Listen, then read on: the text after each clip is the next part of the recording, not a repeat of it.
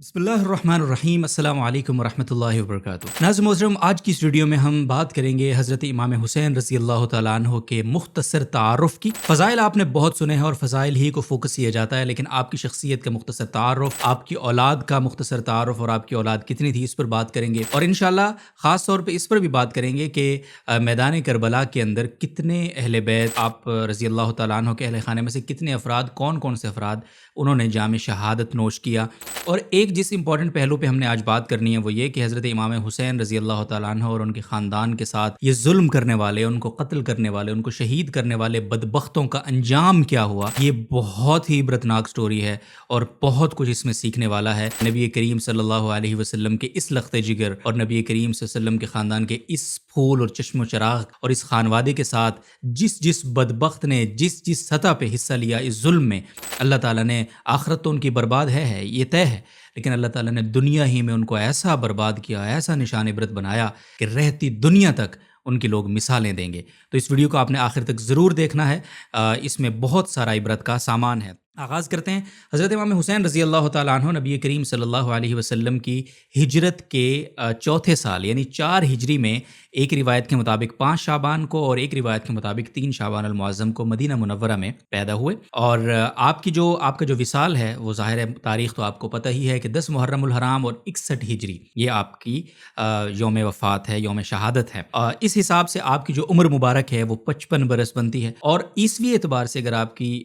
تاریخ پیدائش اور تاریخ وصال اور تاریخ شہادت کو اگر دیکھیں تو اس میں کچھ اختلاف ہے، جس کے سبب آپ کی جو کل عمر مبارک ہے وہ 57 برس بنتی ہے۔ اور عیسوی اعتبار سے آپ کی تاریخ پیدائش 9 جنوری 623 عیسوی اور وفات اور شہادت 10 اکتوبر 680 عیسوی بنتی ہے۔ تو اس کو آپ کیلکولیٹ کریں تو تقریباً یہ 57 برس آپ کی عمر مبارک بنتی ہے عیسوی اعتبار سے۔ اب ہم حضرت حسین رضی اللہ تعالیٰ عنہ کے خاندان کا تھوڑا سا آپ کو تعارف کرواتے ہیں، اور یہ بڑی انٹرسٹنگ ڈیٹیلز ہیں جو آپ تک پہلے بہت کم واسطوں سے پہنچی ہوں گی۔ حضرت حسین رضی اللہ تعالیٰ عنہ، آپ کو پتہ ہے کہ حضرت علی المرتضیٰ رضی اللہ تعالیٰ عنہ اور حضرت سیدہ فاطمہ الزہرا رضی اللہ تعالیٰ عنہ کے لخت جگر ہیں، لیکن حضرت حسین رضی اللہ تعالیٰ عنہ کی حضرت فاطمہ تو حقیقی والدہ ہیں، لیکن 8 سوتیلی مائیں بھی ہیں حضرت حسین کی۔ ان کا میں ذکر ان کے نام لے دیتا ہوں۔ سیدہ اسمہ بنت امیس، سیدہ امامہ بنت زینب، ام البنین بنت حرام عامریہ، لیلہ بنت مسعود تمیمیہ، ام حبیبہ بنت زمعہ، محیات بنت امر القیس، خولہ بنت جعفر حنفیہ، ام سعید بنت عروہ بن مسعود رضی اللہ تعالی عنہا۔ اچھا، یہ عنہن یہ آپ کی 8 سوتیلی مائیں ہیں۔ اچھا، آپ کے 2 حقیقی اور 11 سوتیلے بھائی ہیں، یعنی آپ حضرت حسین رضی اللہ تعالیٰ عنہ کے 2 حقیقی بھائی ہیں اور 11 سوتیلے بھائی ہیں والدہ کی طرف سے۔ سیدنا حسن اور سیدنا محسن رضی اللہ تعالیٰ عنہما یہ حقیقی بھائی ہیں، یعنی والد اور والدہ ایک ہی ہیں، یعنی یہ حضرت علی اور حضرت فاطمہ کے صاحبزادے 3۔ اور پھر جو سوتیلے بھائی ہیں وہ محمد بن حنفیہ، ابو بکر، عمر بن تغلبیہ، عثمان، عباس، جعفر، عبید اللہ، عبداللہ، یحییٰ، محمد الاوسط، محمد الاصغر رحمہم اللہ، یہ سوتیلے بھائی ہیں۔ جبکہ 2 حقیقی بہنیں سیدہ زینب اور سیدہ ام کلثوم، اور 15 سوتیلی بہنیں ہیں بھائی، رقیہ، ام الحسین، رملہ کبریٰ، ام ہانی، میمونہ، زینب صغریٰ، رملہ صغریٰ، ام کلثوم، فاطمہ، امامہ، خدیجہ، نفیسہ، ام جعفر، جمانہ، ام سلمہ۔ اچھا، روایات میں آپ کی درج ذیل زوجات کے نام آتے ہیں حضرت حسین رضی اللہ تعالیٰ عنہ کی: شہر بانو، لیلہ بنت عروہ ثقفی، رباب بنت امر القیس بن عدی، ام اسحاق بنت طلحہ، غزالہ اور حرار۔ یہ 1 2 3 4 5 6 اور 7 زوجات حضرت حسین رضی اللہ تعالیٰ عنہ کی۔ اچھا، آپ کی جو اولاد ہے، اب آپ کی اولاد میں 5 بیٹے اور 6 بیٹیاں ہیں۔ بیٹے علی اکبر، علی اوسط، علی اصغر، جعفر، عبداللہ، اور بیٹیاں صاحبزادیاں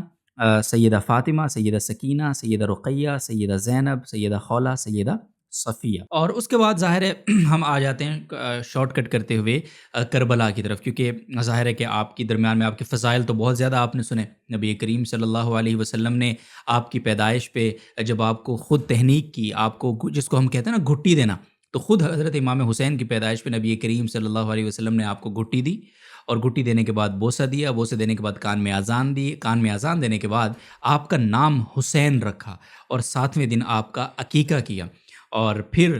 کتنا پیار کرتے تھے حضور، اور کس طرح سے حضور اپنے کندھوں پہ سوار کر کے حضرت حسین کو اور حضرت حسن کو سجدے لمبے کرتے تھے، اور پھر مسجد میں بیٹھے ہیں ایک دفعہ آپ علیہ الصلوۃ والسلام، اور پوچھا صحابہ سے کہاں ہے وہ شوخ لڑکا یعنی حسین کہاں ہے؟ تو اتنی دیر میں حضرت حسین تشریف لائے، دور سے ان کو گود میں لیا، ان کو چوما اور اللہ سے دعا کی کہ اللہ یہ میرے پھول ہیں، میں ان سے راضی ہوں اور آپ ان سے راضی ہو جائیے، آپ بھی ان سے راضی ہو جائیے، اور جو ان کا خیال رکھے اور ان سے راضی ہو آپ اس سے بھی راضی ہو جائیے۔ تو پتہ نہیں کتنے بے شمار فضائل، اور اس کا اندازہ آپ اس بات سے لگائیں کہ حضرت حسین اسی صاحبزادی کے لخت جگر ہیں کہ جس کی آمد پر آپ علیہ الصلوۃ والسلام کھڑے ہو جایا کرتے تھے، جن کے بارے میں حضور نے فرمایا جس نے فاطمہ کو تکلیف دی اس نے مجھ محمد کو تکلیف دی۔ تو اس فاطمہ کا لخت جگر حضور کو کتنا پیارا ہوگا، اور ویسے بھی عام زندگی میں آج ہم دیکھیں تو نواسے کتنے پیارے ہوتے ہیں، اور پھر حضور کا نواسا اور حسین جیسا نواسا اور حضور سے شبیہ ہو جس کی، سبحان اللہ۔ تو فضائل کا تو انبار ہے، اور جنتی نوجوانوں کے سردار کہا آپ علیہ الصلوۃ والسلام نے حضرات حسنین کو۔ تو بہرحال آگے آتے ہیں کربلا کا واقعہ، اور یہ سارا جو سلسلہ اس کی تاریخ انشاءاللہ پوری ڈیٹیل سے اس پر ایک جو معتدل موقف ہے اور جو حقائق ہیں اور بہت ہی زبردست اور کنکلوسیو جو ڈیٹیلز ہیں، وہ ہمارا ایک پوڈ کاسٹ جو انشاءاللہ 10 محرم کی رات 8 بجے آن ایئر ہوگا، اگر انٹرنیٹ بحال ہوا، کیونکہ ہماری پوڈ کاسٹ کے ہفتے کے دن سلاٹ ہے، اس میں انشاءاللہ ہم حضرت مفتی محمد حسین خلیل خیل صاحب کے ساتھ وہ ڈیٹیل آپ کے سامنے رکھیں گے انشاءاللہ، بڑی تفصیل سے آپ نے اس کو سننا ہے تاکہ واقعہ کربلا کا حقیقی پس منظر آپ کے سامنے آ سکے۔ میں صرف حضرت امام حسین رضی اللہ تعالیٰ عنہ کے حوالے سے آپ کو یہ بتاؤں کہ میدان کربلا کے اندر حضرت امام حسین کے خاندان سے یعنی اہل بیت سے کتنے افراد شہید ہوئے، اور غیر اہل بیت سے ٹوٹل ظاہر ہے 72 افراد کی شہادت ہم سنتے ہیں، تو یہ 72 افراد کون کون تھے اس پر تھوڑی سی میں آپ کو ڈیٹیل دیتا ہوں۔ شہدائے کربلا میدان کربلا کے اندر کل 72 افراد شہید ہوئے، ان میں سے 33 اہل بیت اور بقیہ جو 39 تھے وہ غیر اہل بیت تھے۔ اب اہل بیت کی بات کر لیتے ہیں۔ اہل بیت میں حضرت علی کے جو صاحبزادے حضرت حسین بن علی، حضرت عباس بن علی، حضرت جعفر بن علی، حضرت عثمان بن علی، حضرت محمد بن علی، حضرت ابو بکر بن علی، حضرت حسین کے صاحبزادے علی بن حسین یعنی علی اکبر، شیرخوار بیٹا عبداللہ بن حسین، ابو بکر بن حسن، عبداللہ بن حسن، قاسم بن حسن، حضرت مسلم بن عقیل کے بیٹے عبداللہ بن مسلم بن عقیل، محمد بن ابو سعید بن عقیل، حضرت مسلم بن عقیل کے بھائی جعفر بن عقیل، عبد الرحمن بن عقیل، عبداللہ بن عقیل، عبداللہ بن جعفر طیار کے 2 صاحبزادے اون بن عبداللہ بن جعفر، محمد بن عبداللہ بن جعفر۔ غیر اہل بیت شہداء میں جو نمایاں نام ہیں وہ حضرت مسلم بن اوسجہ اسدی رضی اللہ تعالیٰ عنہ، حضرت حبیب بن مظہر اور زہیر بن الیقین رضی اللہ تعالیٰ عنہم اجمعین، اور جنہیں قتل نہیں کیا گیا اہل بیت میں سے وہ بھی جو حضرت حسین کے صاحبزادوں میں سے حضرت علی بن حسین، علی اصغر جن کو کہا جاتا ہے، اور حسن بن حسن اور عمر بن حسن، تو یہ وہ تھے جن کو شہید نہیں کیا گیا۔ تو یہ کچھ ڈیٹیل ہے کربلا کے ان وکٹمز کی جو وہاں پہ موجود تھے اہل بیت میں سے اور غیر اہل بیت میں سے۔ اب آ جاتے ہیں کہ حضرت حسین اور اہل بیت کے اوپر، اہل بیت اطہار کے اوپر، حضرت آپ علیہ الصلوۃ والسلام کے اس خانوادے کے اوپر، حضرت فاطمہ کے لخت جگر اور ان کے نواسے نواسیوں کے اوپر، ان کے پوتے پوتیوں کے اوپر جس طرح سے جو ظلم ہوا، اس ظلم کو سر انجام دینے والوں کے ساتھ اللہ تعالیٰ نے دنیا میں کیا معاملہ کیا، یہ ہم سب کے لیے نہایت عبرت کا مقام ہے۔ اس ظلم کے اوپر حضرت حسین رضی اللہ تعالیٰ عنہ نے پورے کربلا کے اس ظلم کے میدان کے اندر ایک بار حضرت حسین کی زبان سے بد دعا نکلی، اور اس بد دعا نے ان ظالموں کا بیڑا غرق کر دیا، آپ یوں کہیے۔ اور وہ بد دعا کب نکلی؟ جب حضرت حسین دریائے فرات کے کنارے بیٹھے پانی پینے کی کوشش کر رہے تھے، اور ایک بدبخت نے جو ہے وہ حسین نام ہے اس نے تیر مارا حضرت حسین کو، اور یہ صاد سے حسین ہے، سین سے نہیں، تو حضرت حسین کو تیر مارا اور پانی تک نہیں پینے دیا گیا۔ تو اس وقت حضرت حسین کی یہ دعا بد دعا نکلی حضرت حسین کے لب مبارک سے، فرمایا یا اللہ کی طرف، آسمان کی طرف دیکھ کے، رسول اللہ صلی اللہ علیہ وسلم کی بیٹی کے فرزند کے ساتھ جو کچھ کیا جا رہا ہے میں اس کا شکوہ آپ ہی سے کرتا ہوں، یا اللہ ان کو چن چن کر قتل کرنا، ان کے ٹکڑے ٹکڑے فرما دے، ان میں سے کسی کو باقی نہ چھوڑ، یعنی یہ بد دعا فرمائی۔ اور آگے حضرت مفتی محمد شفیع عثمانی، کیونکہ میں یہ ساری جو نقل کر رہا ہوں حوالے، یہ شہید کربلا حضرت مفتی اعظم پاکستان مفتی محمد شفیع عثمانی صاحب کی جو شاہکار تصنیف ہے، بہت ہی مختصر پر اثر، اس سے نقل کر رہا ہوں۔ تو وہ آگے لکھتے ہیں کہ اول تو ایسے مظلوم کی بد دعا اور پھر سبط رسول صلی اللہ علیہ وسلم کی کیا اثر چھوڑا ہوگا اس نے آسمان پہ۔ اچھا، اب آتے ہیں باری باری ان قاتلوں کی طرف۔ حضرت حسین رضی اللہ تعالیٰ عنہ کا ایک قاتل جو تھا وہ اندھا ہو گیا تھا۔ سبط ابن جوزی کے حوالے سے یہ روایت ہے کہ ایک بوڑھا آدمی حضرت حسین رضی اللہ تعالیٰ عنہ کے قتل میں ملوث تھا،